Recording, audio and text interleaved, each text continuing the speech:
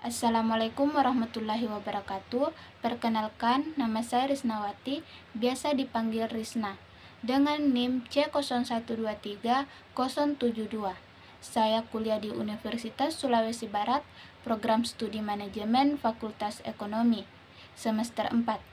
Tujuan saya membuat video ini untuk menyelesaikan atau memenuhi salah satu tugas individu saya dari mata kuliah Manajemen Keuangan Lanjutan dengan dosen pengampu Ibu Ulan Ayu Anindya, SEMM. Di sini saya akan menjelaskan dan memaparkan PPT saya.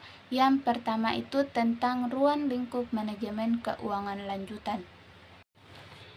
Kita akan membahas tentang apa itu manajemen keuangan lanjutan. Manajemen keuangan lanjutan atau dalam literatur lainnya disebut pembelanjaan adalah segala aktivitas perusahaan yang berhubungan dengan bagaimana memperoleh dana, menggunakan dana, dan mengelola aset suatu dengan tujuan perusahaan atau secara menyeluruh. Ada 3 fungsi utama dalam manajemen keuangan lanjutan, yaitu keputusan investasi, keputusan pendanaan, dan keputusan pengelolaan aset. Yang pertama itu tentang keputusan investasi yang biasa diartikan sebagai penanaman modal perusahaan. Penanaman modal perusahaan dapat dilakukan pada aktiva real ataupun aktiva finansial. Aktiva real merupakan aktiva yang bersifat fisik, sedangkan aktiva finansial merupakan aktiva yang berupa surat-surat berharga seperti saham dan obligasi. Kedua yaitu keputusan pendanaan. Keputusan pendanaan menyangkut beberapa hal. Pertama, keputusan mengenai penetapan sumber dana yang perlu dilakukan untuk membiayai investasi. Kedua, penetapan tentang pembelajaran yang terkait atau sering disebut struktur modal yang optimum. Ketiga itu keputusan pengelolaan aktiva. Apabila setelah diperoleh dengan pendanaan yang tepat, maka aset-aset tersebut memerlukan pengelolaan secara efisien. Dari uraian ini, maka ruang lingkup manajemen keuangan lanjutan secara sintetis dapat dilihat pada gambar yang terbagi menjadi 3, yaitu operasi perusahaan, kedua manajer keuangan, dan ketiga itu pasar modal. Investasi signifikan yaitu aliran kas dari investor yang dapat mengakulasikan dana untuk operasional perusahaan dan aliran kas hasil operasi perusahaan.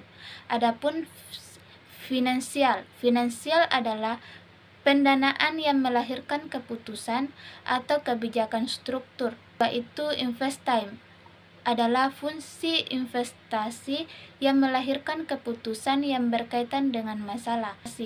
Ketiga itu dividen politik adalah fungsi bagaimana laba melahirkan keputusan dividen. Risiko adalah sebuah konsep penting dalam analisis keuangan, terutama dalam hal bagaimana hal itu mempengaruhi harga sekuritas dan tingkat pengembalian retur. Risiko investasi saham dikaitkan dengan probabilitas atau kemungkinan tingkat pengembalian retur masa depan yang lebih rendah dari yang diharapkan, atau returnya negatif, khususnya saham. Dapat dipertimbangkan dalam 2 cara, yaitu risiko yang dihitung secara berdiri sendiri, di mana tingkat pengembalian dianalisis secara individu atau sendiri. Kedua itu risiko dalam konteks portofolio, di mana tingkat pengembalian yang hutang berdasarkan sejumlah saham yang digabungkan dan kemudian retur secara konsoliditas dianalisis. Adapun retur dapat diartikan sebagai jumlah hasil yang diperoleh dari investasi sejumlah saham yang berkaitan dengan kemungkinan atau probabilitas pada kondisi tertentu. Dengan demikian, retur saham yang dihitung berdasarkan rata-rata terlibatkan dari hasil berbagai kemungkinan yang terjadi dengan bobot probabilitasnya.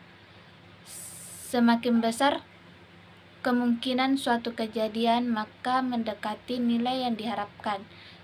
Sebaliknya, semakin kecil kemungkinan itu, maka nilai aktual yang semakin jauh dari hasil yang diharapkan. Konsep resiko saham. Saham adalah tanda bukti kepemilikan atau pernyataan pemegang saham atas perusahaan yang mengeluarkan saham tersebut, atau biasa disebut emiten. Saham juga merupakan bukti pengembalian bagian dari peserta dalam satu perusahaan yang berbentuk PT atau perseorangan terbatas. Pada prinsipnya ada dua jenis saham, yaitu saham preferen dan saham biasa. Saham preferen merupakan pendanaan yang memiliki sifat kombinasi antar hutang dan saham biasa. Jenis saham preferen. Saham terbagi menjadi dua, yaitu saham preferen kumulatif dan saham preferen partisipasi. Pada saham preferen kumulatif, selalu diperlihatkan kewajiban pembayaran dividen, sedangkan saham preferen partisipasi merupakan saham preferen di mana pemiliknya juga berhak menerima dividen tambahan. Istilah pada saham biasa terbagi menjadi 4, yaitu saham di otoritas, nilai nominal, nilai buku, dan nilai pasar. Saham di otoritas yaitu sejumlah maksimum yang dapat diterbitkan perusahaan tanpa merubah anggaran dasar. Kedua, nilai nominal. Nilai nominal atau biasa disebut nilai perisahan merupakan angka yang dicatat pada anggaran dasar perusahaan. Yang ketiga itu nilai buku, merupakan modal sendiri para pemegang saham, yaitu total aktiva, dan terakhir itu nilai pasar, merupakan harga yang berlaku sekarang di masa saham pemegang saham. Hak pemegang saham terbagi menjadi beberapa poin, yaitu hak memberikan suara, hak untuk memberikan saham, hak untuk memperoleh pembayaran dividen, dan hak atas aktivitas setelah pembayaran yang lebih senior dalam likuiditas. Obligasi adalah surat pengakuan hutang perusahaan kepada pihak lain yang memiliki nilai nominal tertentu pada jangka waktu tertentu. Istilah-istilah obligasi yaitu nilai nominal tingkat bunga, nilai jatuh tempo. Nilai nominal yaitu mengacu pada jumlah pembayaran pada pemberi pinjaman pada saat obligasi mencapai maturitas tingkat bunga, yaitu dinyatakan pada suku bunga atau kupon. Misalnya suku bunga kupon 13%, yaitu jatuh tempo pada obligasi memiliki jatuh tempo yang dinyatakan dalam obligasi tersebut. Jenis-jenis obligasi. Ada beberapa jenis hutang jangka panjang atau biasa dikenal obligasi, yaitu debenture, hutang jangka panjang tanpa jaminan. Kedua, jenis debenture bernilai rendah, merupakan hutang yang tanpa jaminan dengan tutupan terhadap aktiva. Ketiga, obligasi penghasilan. Keempat, obligasi sampah, yang biasa disebut juga obligasi yang memberikan hasil tinggi. Kelima, obligasi hipotek, adalah obligasi yang diterbitkan dengan jaminan hipotek. Keenam, obligasi berseri, adalah obligasi yang diterbitkan pada waktu yang sama dengan tanggal jatuh tempo.